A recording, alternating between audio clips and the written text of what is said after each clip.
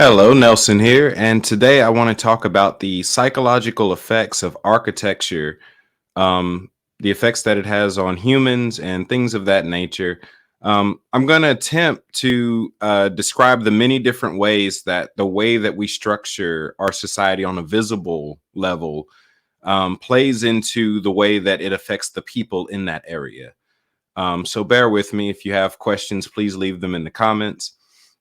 Um, so starting off with the premise itself that we're actually affected by um, the area that we find ourselves in. The location itself does have somewhat of an effect on the people within that location. This is why people gravitate to certain locations. They're more comfortable there. Um, Very simply, if you think about luxury, most people, when they think of living the good life or they think about relaxation, luxury, getting away, vacation, um, a relaxing setting is different for different people because we're all different. But some common things is that they want a place that's really quiet, really calm. Some people would think of a location like the beach. This is where they can come and unwind. And whether they get in the water or not, the scenery alone is enough to medicate the stress out of their body. They found a place that they connect with on some level, like the beach. Even if they just go to the beach to just sit down on a towel or lay back and look up, that's all they need. The setting alone is therapeutic. Other people might find more comfort in a place like a library, like myself, or um, out in the forest, in the quiet of and just listening to nature. That might be the serene location for some person, for someone else. Other people might find their peace somehow in the city with the noise of civilization in the background. Some people find that calming. We're all different. But the point I'm emphasizing is that something as simple as the setting, we all have a certain setting that we see in ourselves or that we recognize as comforting. The same can be said whenever it comes to places that cause us unease. And this is something that's seen specifically in movies, where when they want to convey a sense of relaxation, fun, peace, harmony, happiness, there's certain locations that you'll notice that they usually put the characters of a movie or film in, such as the beach or just out in the city at a party, um, playing out in the yard, maybe out at some sports event. Those things convey a sense of joy, happiness, positivity. But when you also look at movies that are more thriller or horror, um, it changes. The scenery itself changes to where they're no longer at, let's just say, the beach and it's a bright sunny day. If they're at the beach, it's at nighttime where you can't really see. It's dark, it's gloomy, it's grim. You're hearing things like the sounds of nature. And while the sounds of nature during the day might be relaxing, the sounds of nature at night may become somewhat unnerving to some people. So if you notice in horror films or in certain thrillers or suspense films, you'll notice that they try to keep the scenery dark. They play certain music that makes it creepy. Um, and along with that, if they're in the forest, the forest is no longer a relaxing place. It becomes a place of vulnerability where danger can come from any direction and you're all alone. It releases a sense of isolation. If they're inside of a house, notice they keep it dark. It's restricting vision so that it gives the sense that you can't see what's coming until it's too late. It's shortened view, things of that nature. And that's why you'll notice certain themes in different films, is because when they want to portray certain emotions or certain senses, certain feelings, they make sure that the scenery matches it. Um, So another thing, and I've talked about this in conversations with people all the time, is that colors are used in our day-to-day lives to help to regulate how we deal with certain things. Um, for example, yellow and red are both used for safety. they're two of the most attractive and eye-catching colors that we have. Yellow, which is why our school buses are yellow, is because you can't not notice the giant yellow bus passing you. It's a color that you cannot not recognize. The same with the color red. Red is an attractive color that demands attention. Think about the most successful industries um, in at least America. The most successful businesses are the ones that have red or yellow in their marketing or in their branding, because you can't help but see them, especially in fast food. Think about fast food. Most of them and the most successful ones have red or yellow, sometimes both. McDonald's has red and yellow, meaning that you're more likely to recognize it than you are the IHOP because it's blue. Blue is a color that's calming. It's not an eye catcher color. It's a relaxing color. It's a tranquilizing color. It's a calming color. Um, Once again, not very eye catching. So for a business, blue isn't a good color. Um, I've made the joke before that there's a lot of car washes in my area and they chose the color blue. And I've always said if I ever wanted to open up a car wash, I'd do everything exactly the same as the others, except I'd turn the color red and it would outsell the rest simply because people would notice it. Red is simply a more attractive color. Though I'm using colors just to show that there are certain psychological effects that our surroundings are having on us. Um, Backing out, where I'm at right now is Beaumont, Texas.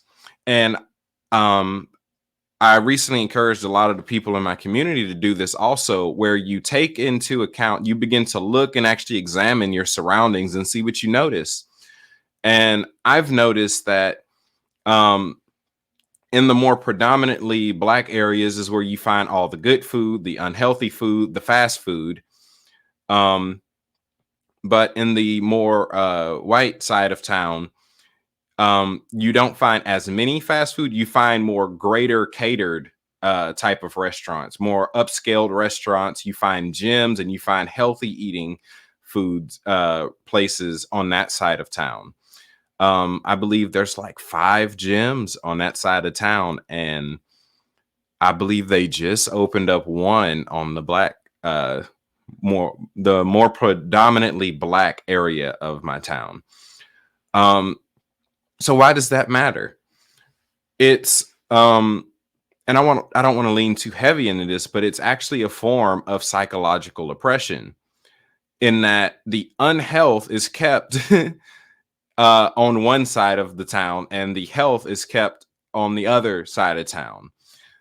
There aren't I don't believe there's any liquor stores or clubs on the whiter side of town, but there are a lot of clubs and liquor stores and smoke shops in the Black side of town. And it's not because white people don't go to the club, they don't drink alcohol, or they don't smoke.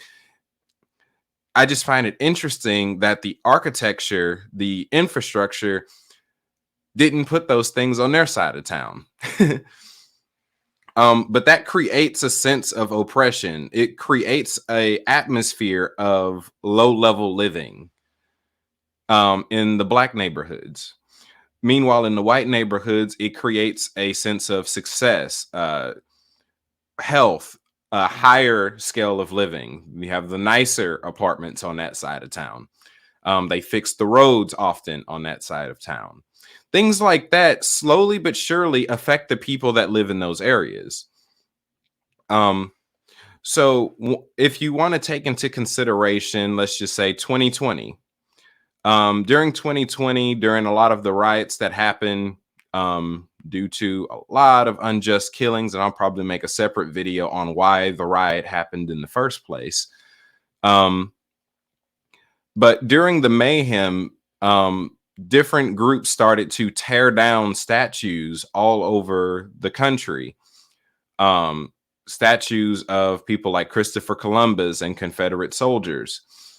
And I heard a lot of white people or people who just didn't know altogether ask the question of, why are they tearing down statues? Why does that matter? And I've even heard some people make the argument they're trying to erase history. And no, that wasn't the case. It's an example of the psychological effects of architecture. Um, in that a lot of the things in America go unnoticed by the people they aren't made to offend. Before I talk too much about that, let's think about Nazi Germany. Germany today has completely reformed itself and has apologized and has made it very clear to the citizens in Germany that they do not condone the events that took place during the Holocaust. So much so that any Nazi propaganda, the swastika itself, all of that is banned and is illegal in Germany. Which is interesting that in America, we constantly demonize Germany and the Nazis for what happened so long ago. Yet America has done far worse things to than the Holocaust and has still been doing some pretty heinous things that never stopped. The difference is Germany is sorry and America is not. An example of them not being sorry is that the KKK has never been deemed a criminal organization by the government or a terrorist organization by the government. Along with that, let's see. Yeah. The KKK has never been labeled as a terrorist organization. And along with that, you see that I'm going to edit this out.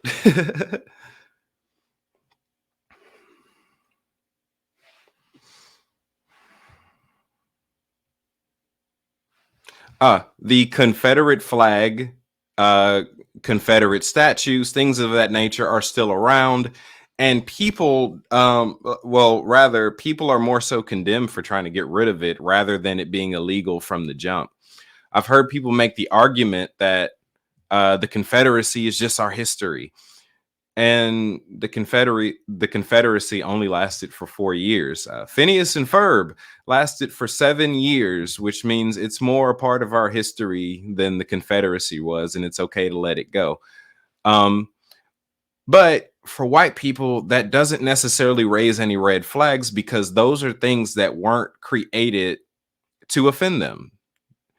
They don't. The oppressors in question weren't targeting white people. So it creates a somewhat of a understanding barrier when you see one group of people raving about something and the other side just doesn't get it. And in some cases it's racism, in other cases it's just ignorance. They just don't know that certain things really are having effects on people, or certain things are just straight up offensive to some people. To take into consideration, Christopher Columbus has statues and he has a holiday in America, so much so that the bank will close for Christopher Columbus Day. But when you do research about Christopher Columbus, you find out that no, he never actually stepped foot in what we today know as America. His son did. But Christopher Columbus became famous because he would kidnap black children all over the world and then sell them to old rich white people. So he was pretty much one of the first child sex traffickers in history. Well, I won't call him the first, but that's what he got famous for. And he's still celebrated in America. He led to the genocide of several groups of people, and he's celebrated in America. That's not the type of people we should be celebrating if the country itself doesn't stand for that type of activity. It wouldn't be supporting. There would be no holidays to celebrate someone that's his legacy.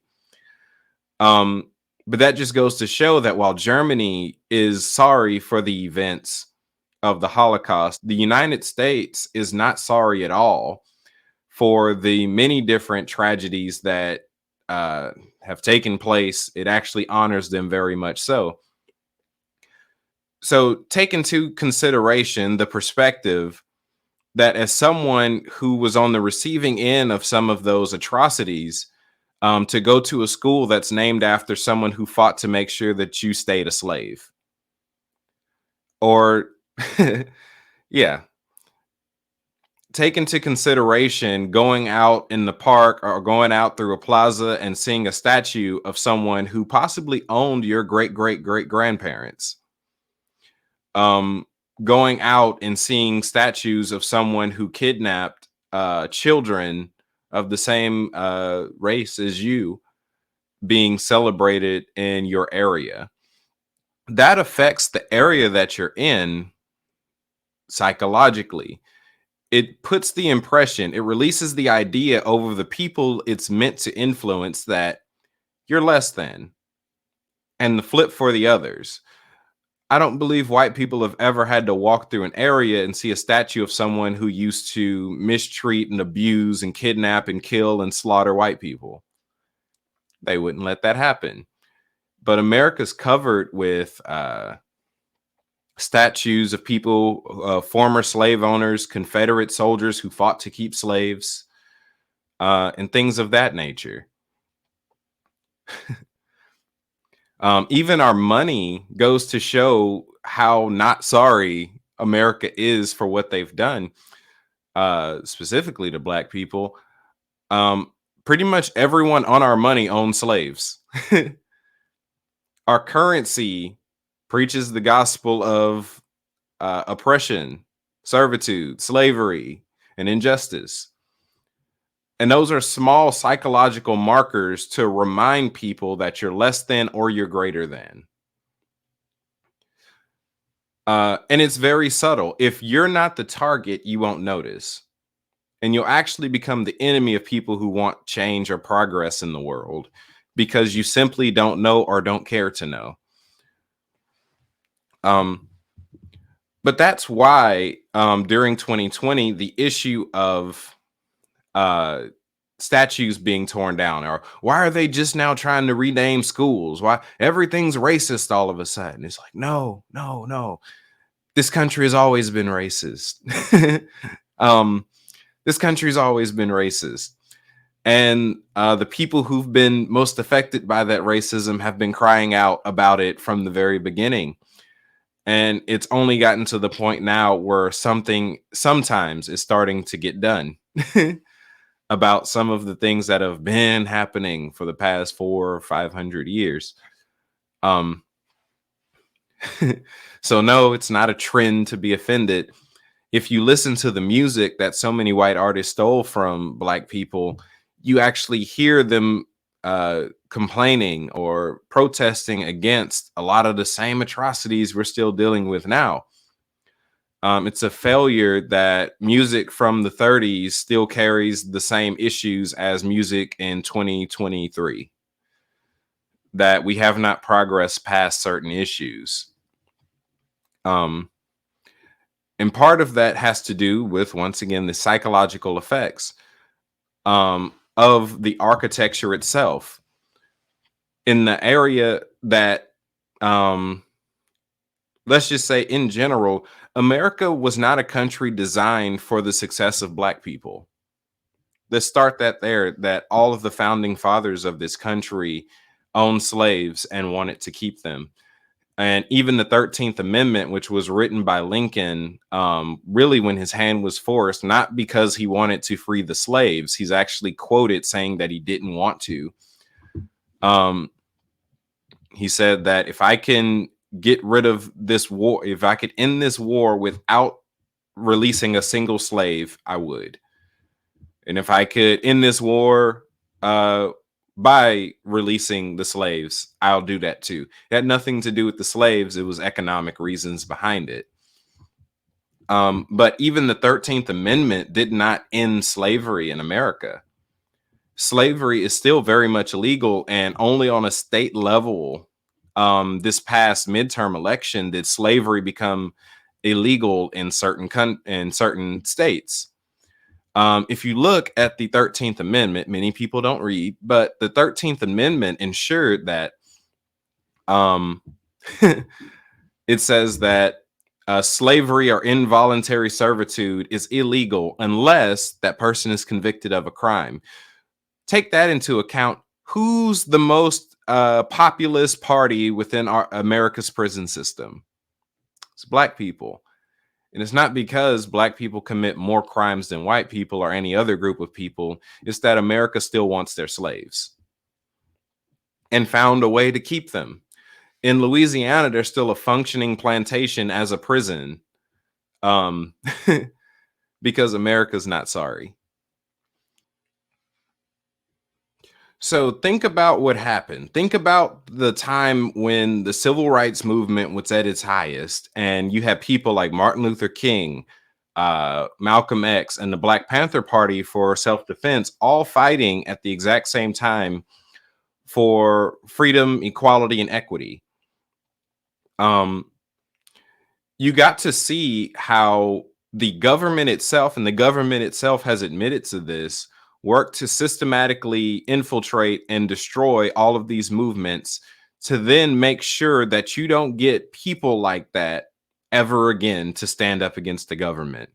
After the death of Martin Luther King, after the death of Malcolm X, after the complete destruction of Huey P. Newton and the Black Panther Party, the murder of Fred Hampton, that era was pretty much the last time you saw black people care about themselves or have a sense of pride about themselves collectively. And I could say from personal experience, black people have not cared about themselves as much since the death of those figures and the deconstructions of those organizations. Um, And that's because America itself wants to keep its slaves. It doesn't want black people to feel good about themselves or have a sense of pride about themselves. Um, and America, it's not like America's ever hidden that motive from the population. America has always, once again, it was built as a white paradise for black slaves. um, that was the original goal in the UK, in Britain, and that's pretty much the parent of America. That goal failed in America, and now they're attempting the same thing in South Africa to have a whites only black oppressed or suppressed community. Which goes to show that if issues are not actually dealt with 100%, they'll just find another place to resurface. Um, and I talk about things like this, not to play victim, as some people would say, or move in a victim mentality, whatever that is. But you don't actually solve problems unless you're willing to first address the problem. And some of that goes into recognizing the architecture itself. It's time for black people to stop letting the government build clubs and bars and uh, liquor stores and smoke shops and fast food on their side of town. Push for more gyms, push for more healthier things, make them fix the streets. Small things like that lead to an idea that I'm less than. Look at where I live. Look at where I live. And after so long of staying in a place, you begin to identify with that place. So you have prisoners who don't realize they're in prison, and they're keeping themselves prisoner.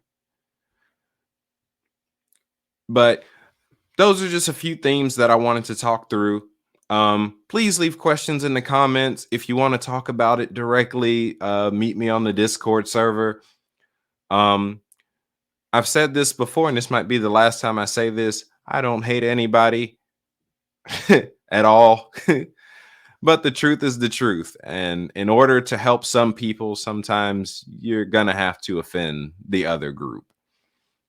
So no, white people, I don't hate y'all.